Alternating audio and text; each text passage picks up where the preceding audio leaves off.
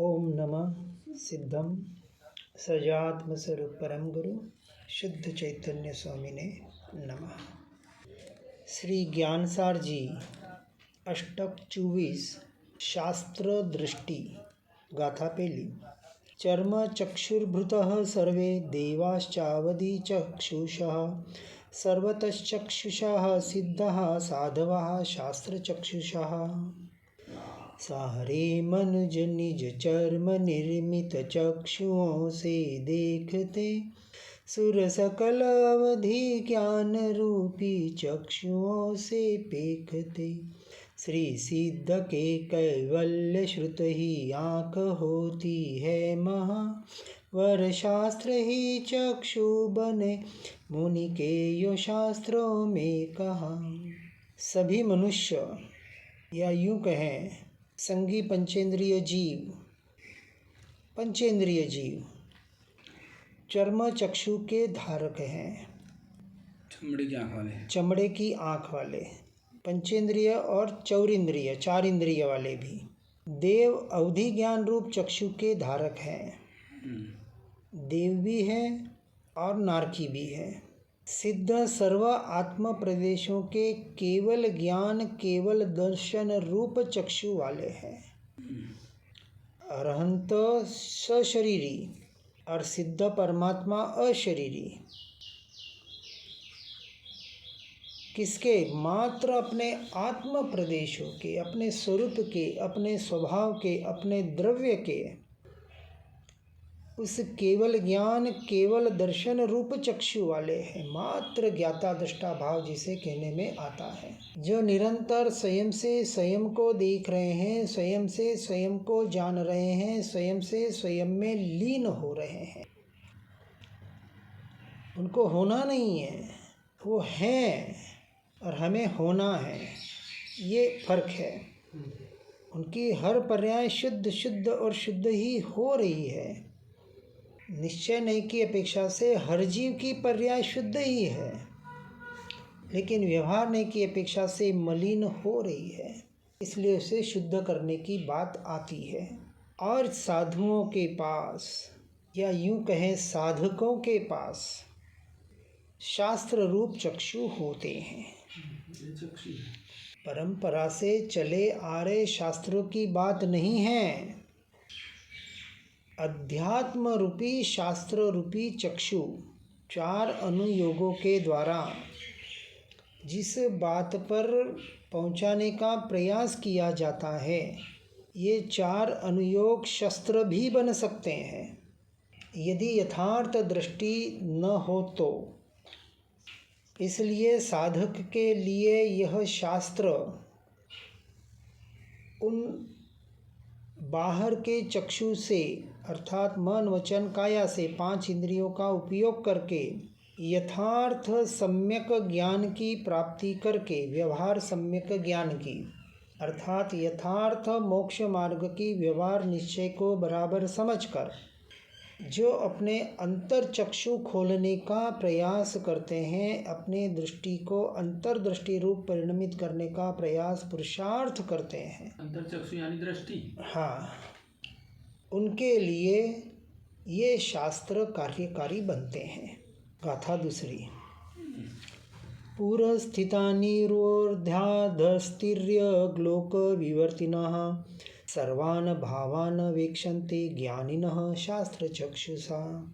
ज्ञानी पुरुष श्रुत चक्षु से तीनों ही लोक निहारते। तिर्यंक अधो ऊर्ध्व में जो हो रहा सब भासते। परिणाम सारे भाव को वे देखते प्रत्यक्ष सम। मुनि शास्त्र की ही आँख से देखे सदा श्रुत में ही रम। ज्ञानी पुरुष शास्त्र रूप चक्षु से ऊर्ध्व, अधो और तिर्यंक लोक में परिणमित हो रहे सभी भावों को प्रत्यक्ष देखते हैं। यहाँ अपेक्षा लगानी है। ज्ञानी पुरुष चौथे से लेके 13वें गुणस्थानक तक, चौथे में जघन्य ज्ञानी है निकृष्ट लोअर लेवल, जिन्हें सम्यक दर्शन प्राप्त हो गया, अर्थात जिनकी दृष्टि सम्यक हो गई, किसके द्वारा? तो कहा शास्त्रों के द्वारा, सद्देव सद्गुरु सतशास्त्र का जो श्रद्धान था और उनके श्रद्धान के द्वारा उनके वचनों को ग्रहण करके उस अनुसार जब अपने जीवन को परिणमित किया, परिवर्तित किया, परद्रव्य प्रभावों से हटकर स्वद्रव्य स्वभाव का आश्रय लेकर पांचवें गुणस्थानक में देशवीरति, अणुव्रत आदि के माध्यम से, और छठे गुणस्थानक में पंच महाव्रत 28 मूल गुणों का पालन, आहार विहार निहार की क्रिया के साथ, अंतर्दृष्टि की रमणता के साथ, जिन्होंने 13वें गुणस्थानक में केवल ज्ञान को प्रकट कर लिया, ऐसे ऊर्ध्व अधो तिर्यक लोक में परिणमित हो रहे भावों को प्रत्यक्ष देखने वाले केवल ज्ञानी किसके आधार से हुए? तो इन शास्त्रों के आधार से। आज हमारे पास सतदेव और सतगुरु की परिभाषा भी बताने वाले शास्त्र ही है, और यथार्थ मोक्ष मार्ग बताने वाले भी शास्त्र ही है, क्योंकि हमारे आस पास ऐसे कोई पंच परमेष्ठी के कोई साधक हमारे सामने नहीं है, निश्चय की अपेक्षा से, भावलिंगी मुनिराज की अपेक्षा से, क्योंकि ऐसे साधक वन जंगलों में एकांत में कहीं बैठे होंगे जहाँ तक हम पहुँच नहीं पा रहे हैं। तो हमारे लिए शास्त्र, और वो भी पूर्वाचार्यों के लिखे हुए मूल शास्त्रों का आधार जो लेते हैं, क्योंकि फिर मूल में जो भावार्थ, भाषांतर और उन सूत्रों के जो अर्थ किए जाते हैं, उन अर्थों में भी फिर वाद विवाद हो सकता है, अर्थ के अनर्थ भी किए जा सकते हैं और होते हैं, और इसके आधार पर ही मत, संप्रदाय, परंपराएं, ये जो विभाजन हो रहा है, इनके आधार से होता है। हमें वहाँ से बचना है और मूल को पकड़ने का प्रयास करना है। गाथा तीसरी। शासनात् त्राण शक्तिश्च बुधै शास्त्रम निरुच्यते, वचनम वीतरागस्य तत्तु नान्यस्य कस्यचित्। उपदेश हित का जो करे वह शास्त्र कहलाता सदा, उपदेश दे हर जीव की रक्षा करे वह सर्वदा। इस शास्त्र रूपी शब्द की व्युत्पत्ति पंडित यों करे, को अन्य ना ये वचन सारे वीतरागी उच्चरे। हितोपदेश व रक्षा का सामर्थ्य, ऐसी शास्त्र शब्द की व्युत्पत्ति पंडित जन करते हैं। शास्त्र क्या है?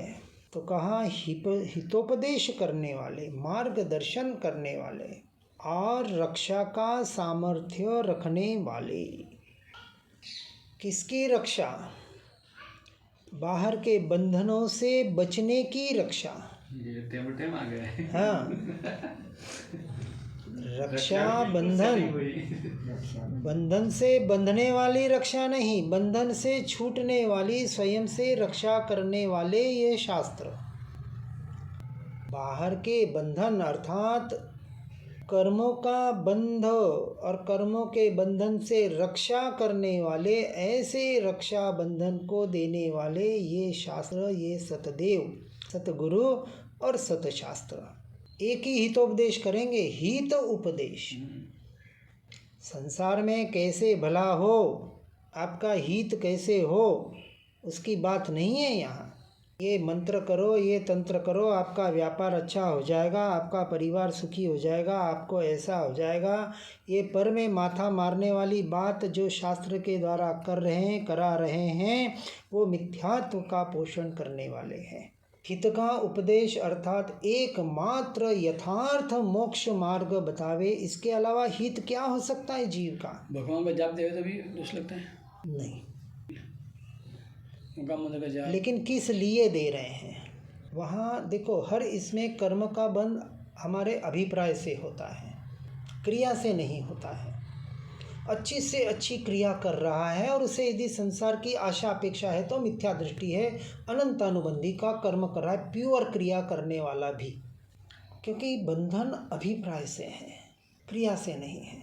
परिग्रह का बंधन नहीं है, उस परिग्रह में जो मैं मेरापना है वो बंध का कार्य बन रहा है।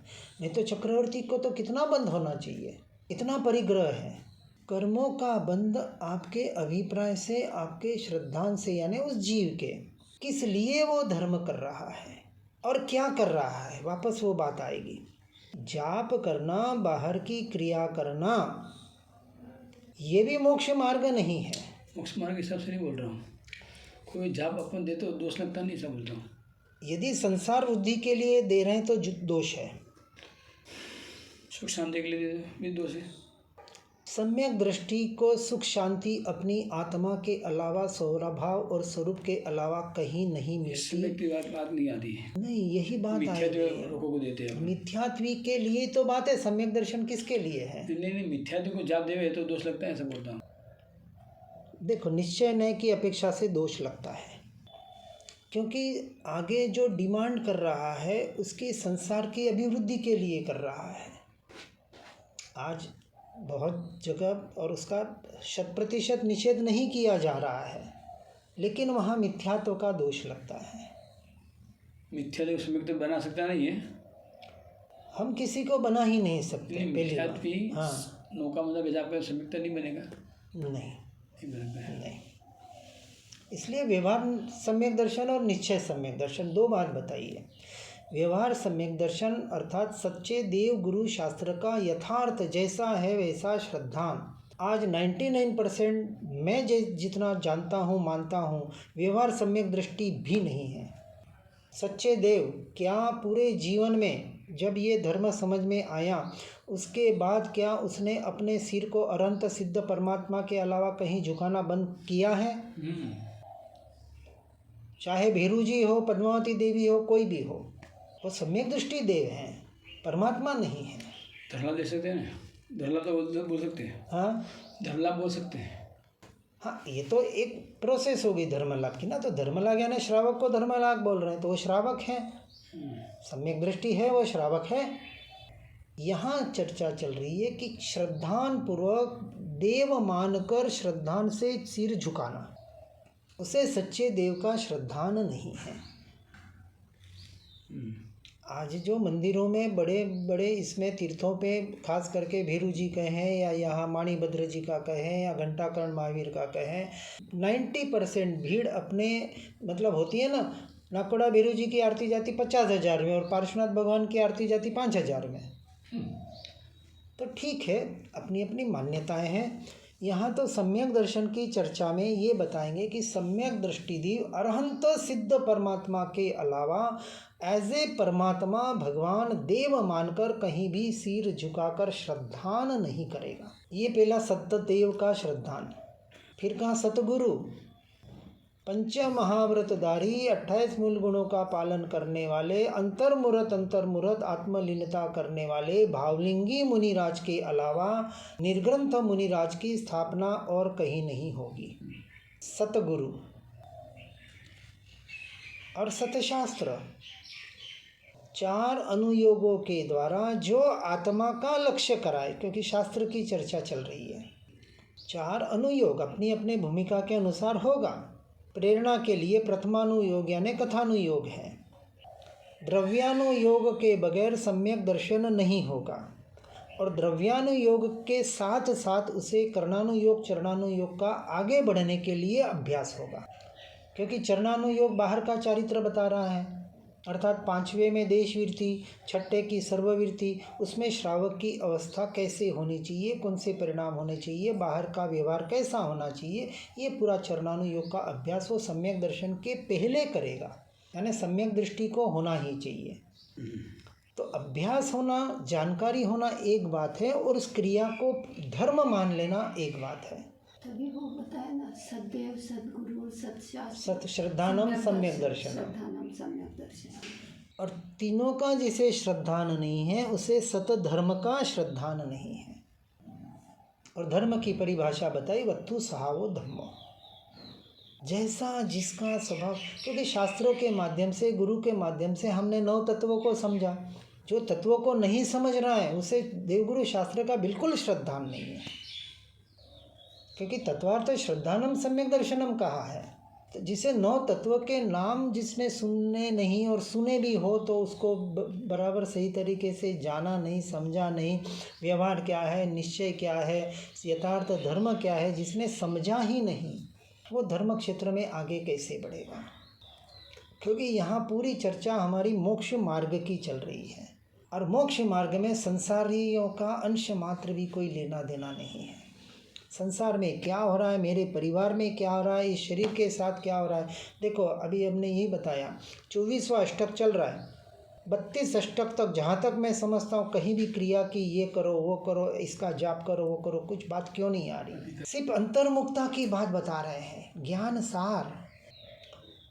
जिसे यथार्थ मोक्ष मार्ग चाहिए उसके लिए ये अध्यात्म के ग्रंथ होते हैं और विरलों के लिए ही होते हैं।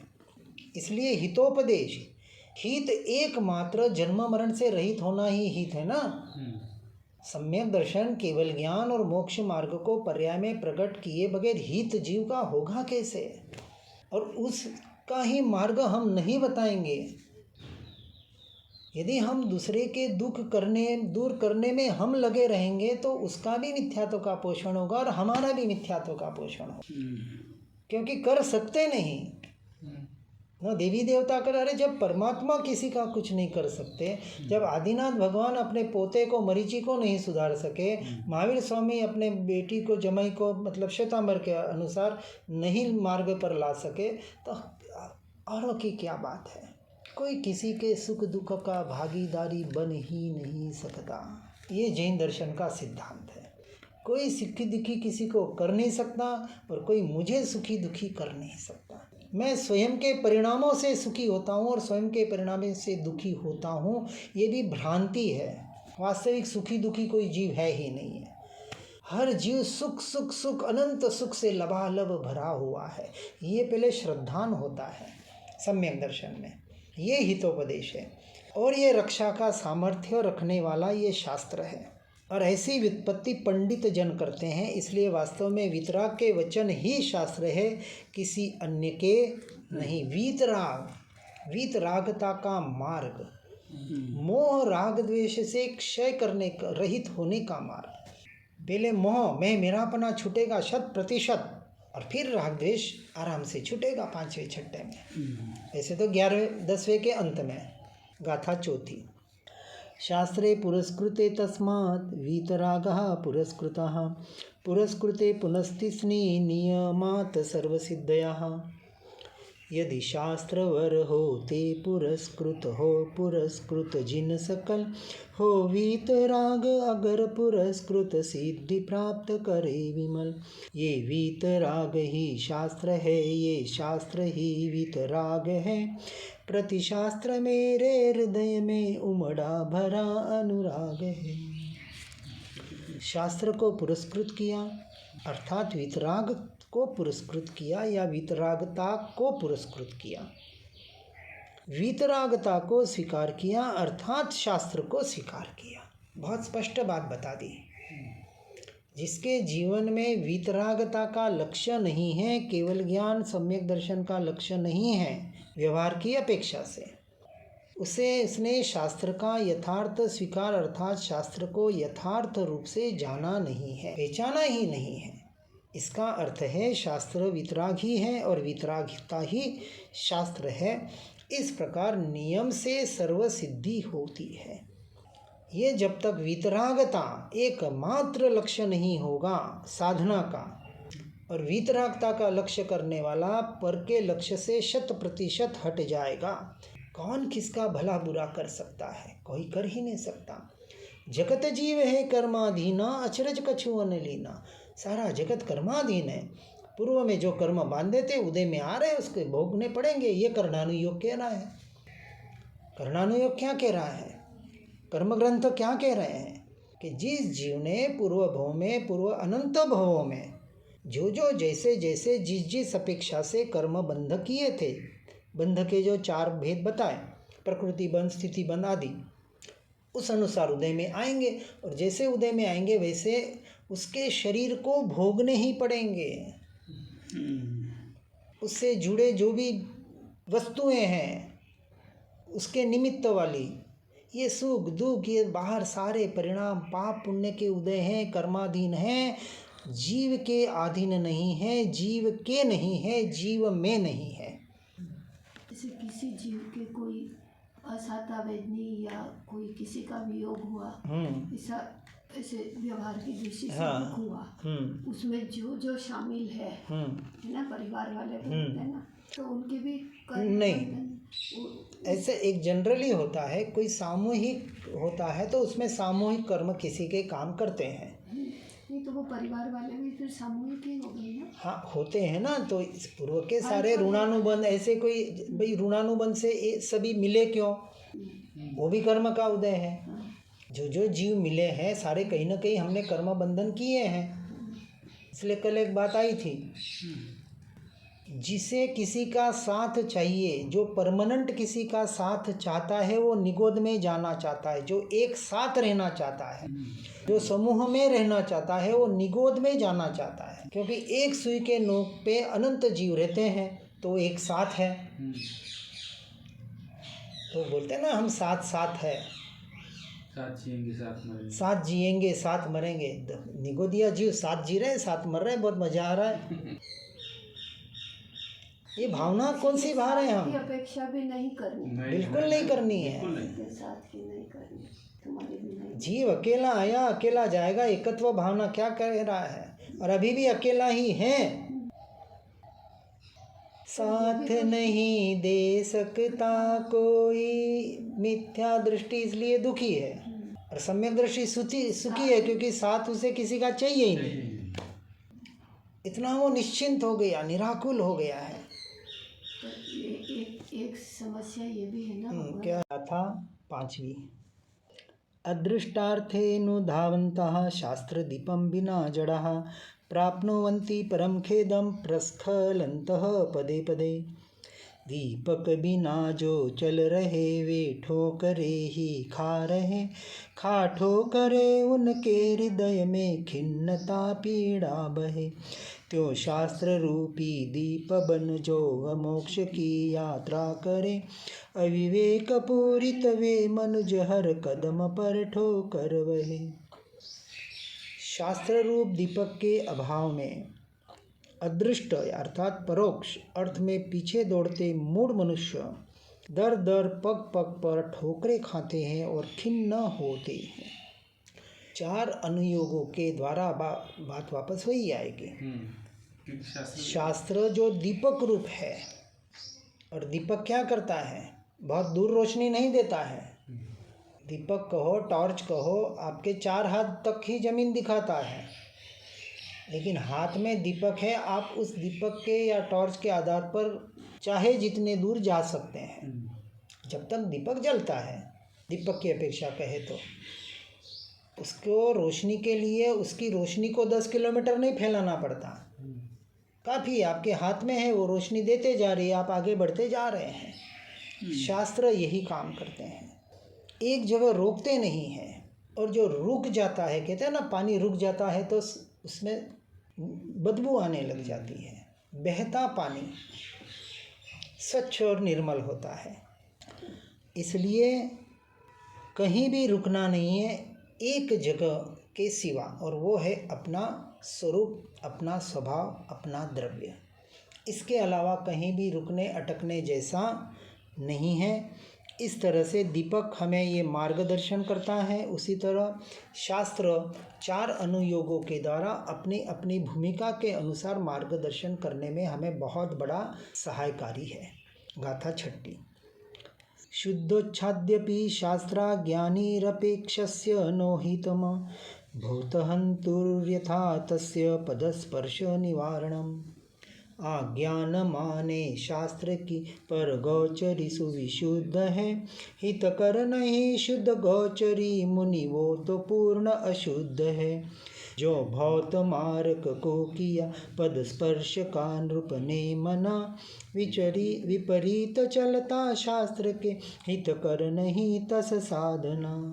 क्या कह रहे हैं, शास्त्र आज्ञा से रहित स्वच्छंद मति वाला, यानी स्वच्छंद का अर्थ 3 बात से लेना है, क्रिया जड़, शुष्क ज्ञानी और उभयाभासी, तीनों स्वच्छंदी है। जो एक कोई क्रिया को ही धर्म मान रहा है, कोई आत्मा को ही धर्म मान रहा है, कोई दोनों से धर्म मान रहा है, उसे यथार्थ मार्ग का पता नहीं है। ऐसा स्वच्छंदी जीव जो शास्त्र के आज्ञा से रहित है, बाहर से कितनी भी शुद्ध से शुद्ध क्रिया करे, शुद्ध गोचरी वगैरह बाह्य क्रिया करता है, पर वह हितकारक नहीं है, मोक्ष मार्ग का वो अधिकारी नहीं है। जैसे राजा का भौतमती के मार्ग को ऐसा आदेश देना, भौतमती के पांव का स्पर्श मत करना।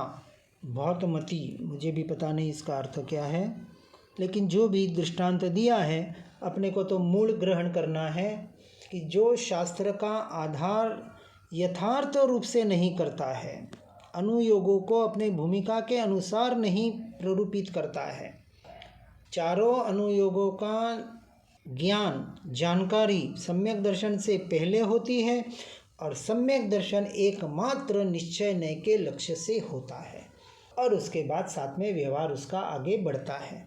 गाथा 7वीं। आज्ञाना हि महामंत्रम स्वाच्छंद्य ज्वरलंघनम धर्माराम सुधाकुल्याम शास्त्र माहुर्महर्षयः। अज्ञान रूपी सर्प जहर विनाश मंत्र समान है, स्वच्छंदता रूपी महाज्वर नाश लंघन मान है। सद्धर्म रूपी बाघ केसु विकास अमृत नीकसम, महिमा सदायो शास्त्र की ऋषि साधु सब गाते परम। ये शास्त्र अज्ञान रूप सर्प का जहर उतारने में महामंत्र समान है। कौन सा जहर? बाहर का नहीं, संसार का नहीं।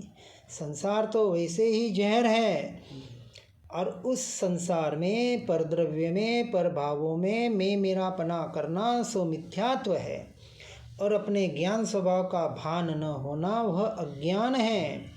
यह मिथ्यात्व रूपी और अज्ञान रूपी जहर उतारने का काम ये शास्त्र रूपी महामंत्र करते हैं, यदि यथार्थ रूप से समझे तो। और स्वच्छंदता रूप ज्वर का नाश करने में उपवास समान है। बाहर का उपवास और भीतर का उपवास, अर्थात जिन्होंने बाहर के उपवास को, अनशन को ही उपवास मान लिया और आत्मा में वास न करें, तो वो स्वच्छंदता रूपी ज्वर को ग्रहण करता है। इसलिए यथार्थ रूप से समझने की बहुत जरूरत है। और धर्मरूप बगीचे में अमृत की नीक समान है। जिसे वास्तविक धर्म की प्राप्ति करनी है, वो जब तक चारों अनुयोगों को यथार्थ रूप से नहीं समझेगा, तब तक धर्म रूपी बगीचे में अमृत रूपी नीक उसके प्रकट नहीं हो सकती। शुद्धता विचारे धावे, शुद्धता में केली करे, शुद्धता में स्थिर वहे, अमृत धारा बरसे। ऐसा ऋषियों का कथन है। और अंतिम गाथा में कहते हैं, शास्त्रोक्ताचार कर्ता च शास्त्रज्ञ शास्त्रदेशकः, शास्त्री कद्दग महायोगी प्राप्नोति परमं पदम। वैसा ही जो आचार पाले शास्त्र में जैसा कहा, सतशास्त्र को जो जानता उपदेश भी वैसा वह महा है। एक दृष्टि शास्त्र में ऐसे मुनीश्वर धन्य है, वे मोक्ष को पाते उन्हें हो नमस्कार अनन्य है। शास्त्र निर्दिष्ट आचार का पालन करने वाला, शास्त्रज्ञ, शास्त्र का उपदेश करने वाला तथा शास्त्र में एक दृष्टि रखने वाला महान योगी परम पद को प्राप्त करता। शास्त्र के अनुसार निर्दिष्ट आचार का पालन करने वाला शास्त्रज्ञ और शास्त्र का उपदेश करने वाला क्या करेगा? करण करावण अनुमोदन, जैसा पालन करेगा वैसा ही उपदेश देगा। जैसी जिसकी मान्यता है, जैसा जिसका श्रद्धान है, वो वैसा ही उपदेश देगा। क्योंकि पालन अलग होगा और उपदेश अलग होगा, ये बनता नहीं है। जो मेरी मान्यता है, जिस मार्ग पर मैं चल रहा हूँ, मैं वही मार्ग बताने का प्रयास करूँगा, अन्य मार्ग मैं क्यों बताऊँगा। इसलिए शास्त्र में एक दृष्टि रखने वाला अनेकांतवाद जो बताया, अनेकमय होते हुए भी जो एक है, ऐसे एक स्वरूप और स्वभाव का आश्रय करने वाला सच्चे शास्त्र का अधिकारी है। उसने वास्तविक शास्त्र को यथार्थ रूप से समझा है। और ऐसा जीव परद्रव्य प्रभावों से दृष्टि हटाकर स्वद्रव्य और स्वभाव का ही आश्रय करेगा। उसके लिए दूसरा कोई मार्ग इस मार्ग में नहीं है। एक मार्ग तो स्वरूप और स्वभाव का आश्रय करें, इसके अलावा जो कुछ भी करने में लगा है उसने शास्त्र के स्वरूप को यथार्थ रूप से समझा ही नहीं है। हमें यथार्थ रूप से सुनकर समझकर इस मार्ग में आगे बढ़ने का यथार्थ प्रयास और पुरुषार्थ करना है। इन्हीं भावना के साथ ओम नमः सिद्धम। जिन वाणी के ज्ञान से हो सम्यक श्रद्धा, हो चारित्र महान और पाऊँ पद निर्वाण। श्री जिनवाणी जिनवरवाणी जग जीवों को सुखदानी, मोह विनाशक तत्व प्रकाशक भविक जनों के मन आनी। पूर्ण ज्ञान के महासिंधु से रत्नत्रय के रत्न मिले, ज्ञान भानु का उदय हुआ है, भव्यों के ही कमल खिले। मोह मान अज्ञान तिमिर को ज्ञान किरण से दूर किया, सुनय जगाती कुनय भगाती स्यादवाद का मार्ग दिया। वस्तु स्वरूप यथार्थ बताया, बतलाया निज आत्म राम। धन्य धन्य जिनवाणी माता, शत शत वंदन सतत प्रणाम। शत शत वंदन सतत प्रणाम। शत शत वंदन सतत प्रणाम।